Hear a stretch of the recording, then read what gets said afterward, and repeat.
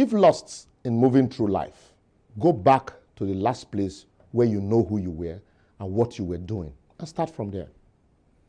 Edo, the carry lasts. I read online the letter of former governor of Edo State, Comrade Adams Oshomole, to his supposed godson, the current governor of the state, Godwin Obaseki, congratulating him on his election victory at the Supreme Court, while calling on him to reach out to everyone to move the state forward. I never knew Oshomole called Oshokwek by his supporters to be that humble. How are the mighty falling? But you will agree with me that also shows leadership and strength of character. But we know that in Nigeria, once a political Lilliputian defeats a political lion, as he describes himself, he turns him into a mere pussycat. Meow, meow. I beg no laugh. If only Oshomole had listened to the voice of reasoning, he probably would still have been calling the shot at the APC national office today.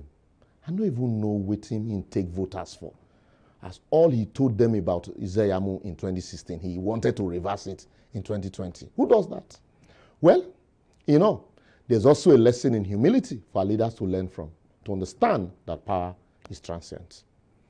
Talking about transient nature of power, one also would have expected the current governor, after being sworn in for a second term since 12th of November 2020, to use the massive support he got at the poll and the loud no to godfatherism in the state to quickly kickstart the achievement of his campaign promises anchored on 3 tripods: employment generation, industrialization, and infrastructural development.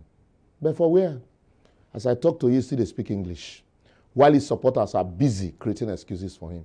Even APC, almost dead in the state though, are having a laugh at the state PDP over its bickering with the governor about appointment and party structures.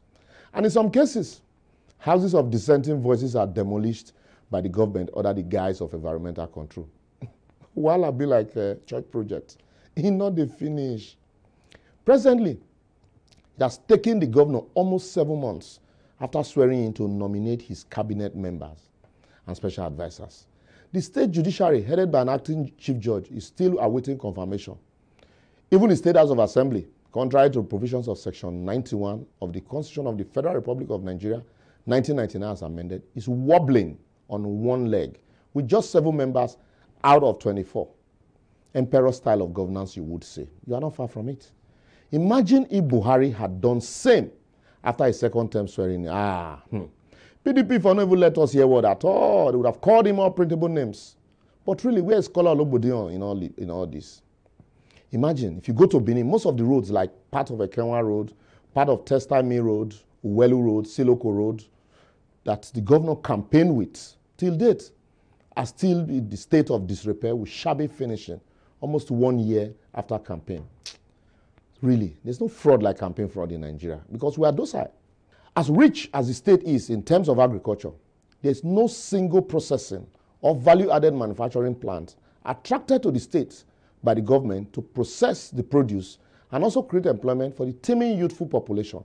The one constructed by Lucky Benedion is still under lock and key. The man didn't even finish it. No wonder we carry first for Italy and Yahoo Yahoo. The only visible industries you can see are the Chinese slave camps called packaging companies and the privately owned palm oil milling cottage companies, some of whom have had to take over the once busy textile industry premises of the then Bender State textile mill. I shake my head. Even the Saro farms that was set up with billions of naira by the administration never saw the light of the day. And we say most Nigerian governors know mean. We lie. Even Lucifer, they envy them for wickedness. Talk about the 200,000 jobs promised by the governor during his first term in office. That also is currently not either visible, either in private or in public sector, apart from political thuggery. To say that public utilities like pipe-borne water is a mirage in the state is an understatement. As typical of every Nigerian state capital, water is supplied even to big homes that can afford pipe-borne borehole by Merua water sellers. How about the Bender Feed and Flour Mill, Bender Brewery, Yanomo Industrial Hub that was celebrated with farm fairs, and all the industrial MOU signed by the government? They are all more visible in audio form than in reality, and premises overgrown by weed. Even the government's annual jamboree called Alagodaro, which was supposed to chart a way forward for the state, has become an avenue for showcasing government's friends from outside the state and then play golf than a telescope to truly look forward. I pray that someday we will truly not only go Daro, but move Odaro. Which sector can one really boast of to exhibit good governance in my father's state of Edo? In education, despite the Edo Best program, most of the colleges of agriculture are under lock and key. Abdusali University, as I speak, is shut down, while the Edo University is managing to go by, as other public institutions now resort to prayers for monthly subventions. The structure of most of the secondary schools are dilapidated. See, Uhomora Grammar School. And if you talk about Subeb, that one we will need a whole day's advocacy. Even the campaign of continuity for where the government refused to continue a previous project of a government the governor served in as a chief economic advisor. Talk about the Bidin Water Storm project, even the specialist hospital, you are all aware. After all the plenty noise, we are where we are. Apologies to Professor Yomi Oshibanjo. Most of our governors really are worse than armed bandits. If I mention civil servants whose job are largely be taken over by consultants from Lagos, even though I do not be Lagos, we'll not go come on here today. And if you dare wake them to reality, they will show you a renovated stadium, judges' quarters, and state secretariat, as if that all there is to good governance. Like play. Edo don't they carry last to... Anyway, that is if you people allow it. My advocacy today will be, governance being about legacy, people should learn to vote and consistently remind their elected leaders of electoral promises made during campaign and ensure that these leaders deliver on same.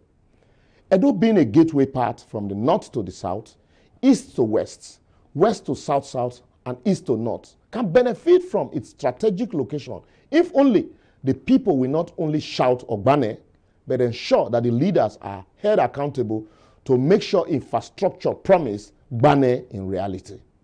Government should remember, the earlier they begin to surround themselves with credible people, rather than sycophants and praise singers, and also begin to create industries or attract investment that will enhance sustainable development of the state through enabling environment and security, the better. Otherwise, soon, the poor will have them and the rich for lunch. And I always maintain, as Advocate General of the Federation, AGF, my advocacy to you, the youth, is, remember, appointing you as SSA to governor on 150K monthly without a table, without a sustainable industrial growth plan, will keep you perpetually poor. So that come every election year, you will help them shout a different slogan, whilst your suffering continues. If you like, insult me from now till tomorrow. It doesn't change the facts on ground, which is worse than I have stated. See you next week as we move to another state.